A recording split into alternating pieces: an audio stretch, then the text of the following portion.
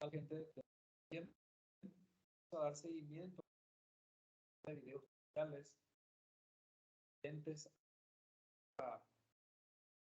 a uno de ciencias de la UPC del Este.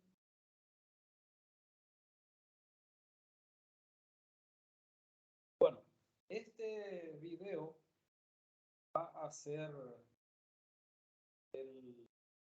corresponde a la unidad 2 de nuestro programa de estudios. Y no vamos a dejar, lógicamente, de mencionar y de dar los créditos correspondientes al autor del libro, al cual está nuestro programa de estudios, y se trata del doctor Paulino Aguayo Caballero, así como ya estuvimos diciendo, ya les estuve diciendo en el primer video tutorial.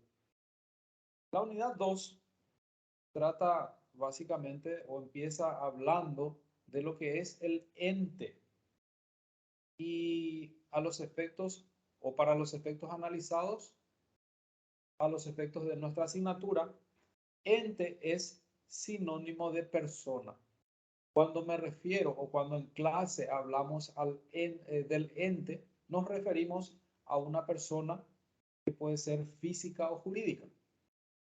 Las personas son todos aquellos entes susceptibles, capaces de adquirir derechos y contraer obligaciones, así como cada uno de nosotros y así como las personas jurídicas también.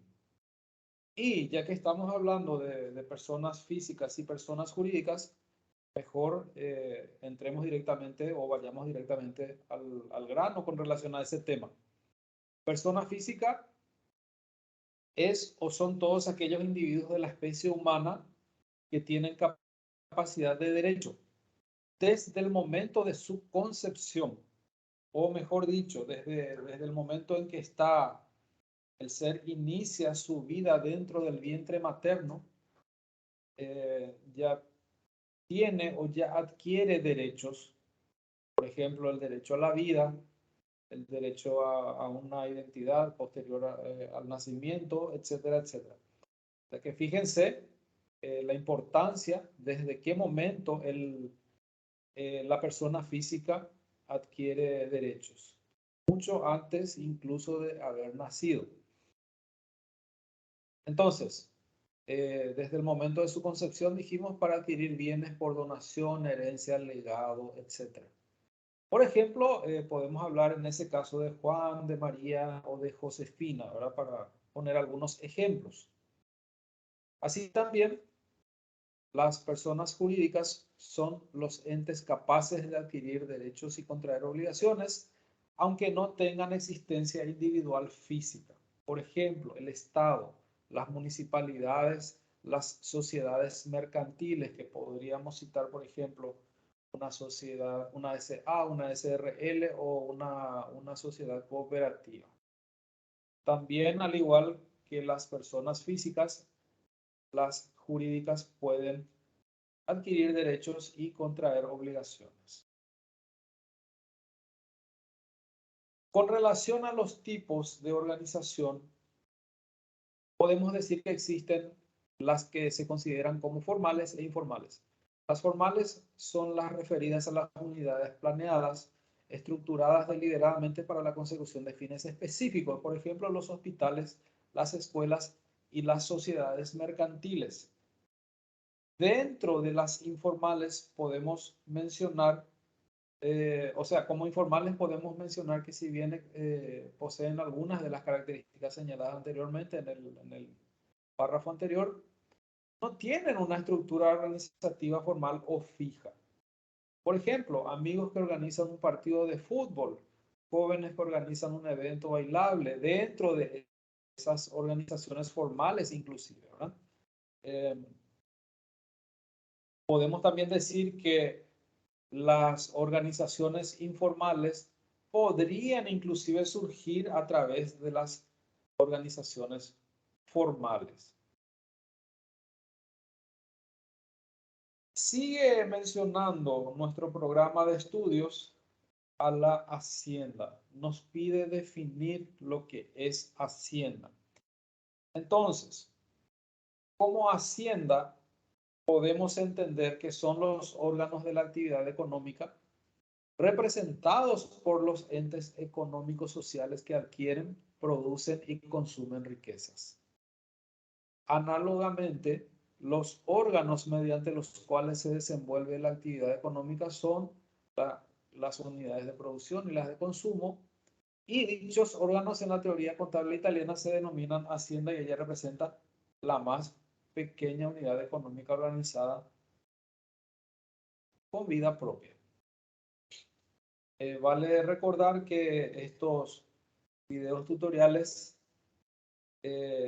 los estoy levantando para aquellas personas que por algún motivo no pudieron participar de la clase, o para aquellas personas que necesitan repasar lo que se desarrolló en clase. La empresa, en su acepción amplia, es toda actividad humana organizada para la consecución de un fin, sea este económico o no. Toda organización humana, en su significado mercantil o económico, es una entidad integrada por el capital y el trabajo, justamente lo que les estaba por decir. Las empresas se organizan y se integran con capital y con trabajo, aparte del factor humano ahora, como factores de la producción, y también se dedican o dedicadas a actividades industriales, mercantiles o de prestación de servicios con fines lucrativos y con la consiguiente responsabilidad. Podemos decir de otra manera que las empresas están o se crean a los efectos de satisfacer las necesidades de los individuos, ya sea en cuanto a la producción de mercaderías o la prestación de servicios. Y según Peter Drucker, el propósito de la empresa o de las empresas es crear un cliente, el cual es la base de una empresa y el elemento que le permite mantenerse en el mercado. Si bien es cierto lo que dice el señor Peter Drucker, la empresa no solamente se mantiene en el mercado a través de los clientes, sino que también existe una dependencia, por llamarlo de alguna forma, simbiótica entre la misma y los empleados, porque también el mantenimiento de la empresa en el mercado en gran medida depende, además de los clientes, también depende de los funcionarios. Los objetivos de la empresa se dividen en dos grandes grupos: los de carácter externo o ajeno y los de carácter interno o propio. Todo esto que les estoy diciendo, gente, está en el material, en el libro del doctor Paulino Aguayo Caballero, que se denomina Contabilidad Financiera. Los de carácter externo o ajeno, los objetivos de carácter externo o ajeno, dicen que la empresa sea económica, o sea, que la producción sea económica a un precio razonable, porque de no ser así, obviamente no se va a poder vender, o nadie va a querer comprar de nuestra empresa, ¿verdad? Además, que sea eficiente. La calidad adecuada es lo que la gente o la mayoría de la gente busca de los productos, ¿verdad? Y con relación a los objetivos de carácter interno, habla de la remuneración al capital invertido y los esfuerzos de iniciativa del empresario y del personal de la unidad económica. Lógicamente, eso es lo que se busca, ¿verdad? Porque ¿de qué me sirve que yo tenga o que yo monte una empresa si no voy a conseguir la remuneración del capital que yo invertí? Dicho de otra forma, ¿para qué voy a montar una empresa si es que yo voy a empatar o perder, ¿verdad? Lo que yo voy a buscar es no empatar o perder, sino que tener un lucro una ganancia en función a este capital que yo invertí. Así también, con relación a los objetivos de carácter interno, podemos hablar de la compensación o de compensar el riesgo de la explotación. el riesgo económico y el riesgo técnico, que son también muy importantes a la hora de montar una empresa, ¿verdad? Tenemos que compensar esos riesgos de invertir, de hacer trabajar nuestro dinero, porque tenemos que saber que siempre el riesgo siempre va a existir, de eso no nos podemos librar, ¿verdad? Pero no por eso también nos vamos a mantener estáticos. Es más, el hecho de levantarnos de la cama implica riesgo, ¿verdad? Y eso no quiere decir que nos vamos a mantener en la cama todo el día.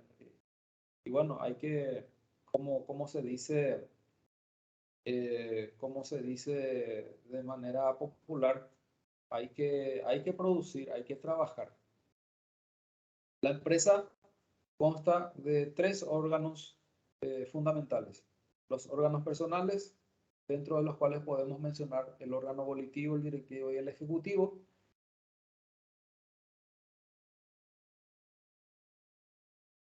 Son como tal.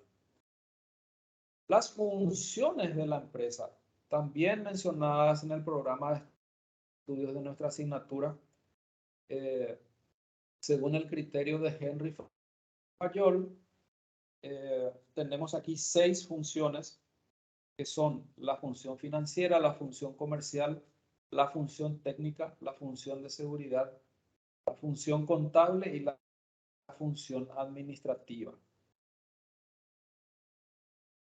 Según, siempre hablando de las funciones de la empresa, según el criterio de otros tratadistas de las últimas décadas, ya no de Henry Fayol, a diferencia de lo que él dijo, esta gente lo complementó, o sea, complementó estas funciones y agregaron la planificación, el control, la organización, el personal o la integración del personal, marketing, producción y aprovisionamiento, investigación y desarrollo, finanzas y también las relaciones con el exterior. Si ustedes se ponen a analizar, todo tiene sentido porque es necesario desarrollar todos estos puntos dentro de las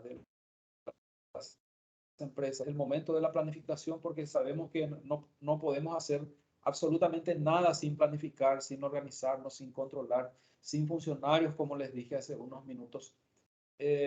Lo que nosotros hacemos tenemos que publicitar, tenemos que investigar de manera a que no nos quedemos desfasados en el tiempo. Tenemos que tener recursos para poder seguir trabajando y aparte de eso, mantener las relaciones con la gente de afuera, con el entorno externo, porque si nos mantenemos aislados o si nuestra empresa está aislada, lógicamente no nos va a servir de mucho. Y según el criterio de Peter Drucker, las funciones de la empresa son solamente dos, la comercialización y la innovación.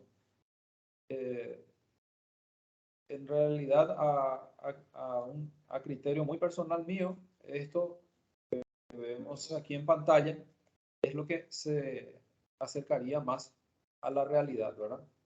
Si bien es cierto que la comercialización y la innovación, según Peter Drucker, también son importantes, eh, creo que quedó un poco escueta su disertación sobre lo que son las funciones de la empresa. La función social, las empresas cumplen una función social y sería, en primer lugar, la función social de servicios, de brindar servicios a la comunidad y la función social de dar o desarrollar empleos para la gente, porque es fuente de puestos de trabajo, fomenta la seguridad social, fomenta la educación y la función social de protección del medio ambiente, eh, que son eh, totalmente válidas, teniendo en cuenta que si uno no tiene trabajo, si las empresas no cubren o no cumplen con satisfacer los empleos de manera que la gente pueda cubrir sus necesidades, entonces tampoco podríamos hablar de que no tendría razón de ser, ¿verdad? Y por último, nuestro programa de estudios habla sobre la clasificación o tipos de empresas. Existen diferentes tipos, diferenciados en cuatro elementos principales, según el objeto o actividad que desarrollan, atendiendo al sujeto según su naturaleza, teniendo en cuenta la propiedad del capital y por su dimensión o trabajo. Según su objeto, pueden ser transformadoras comerciales o de servicios. Teniendo en cuenta el sujeto según su naturaleza, pueden ser empresas individuales o unipersonales. Y también tenemos las sociedades. Teniendo en cuenta la propiedad del capital, pueden ser empresas públicas, mixtas o privadas. Públicas cuando son empresas estatales. Privadas cuando son o cuando pertenecen exclusivamente a personas que no están relacionadas al sector público, y las empresas también pueden ser mixtas. El caso de Copaco, por ejemplo, en la realidad aquí en Paraguay, que es la telefónica estatal, que mezcla capital público del Estado con capital privado de las personas que son accionistas, en este caso de la empresa.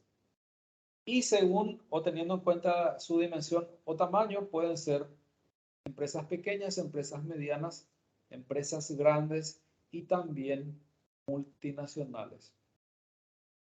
Bueno, gente, dejamos por aquí este segundo tutorial que hace relación, como ya les dije, a la unidad 2 de la asignatura Contabilidad Financiera 1. Gracias por su atención y después les voy a estar presentando otros materiales.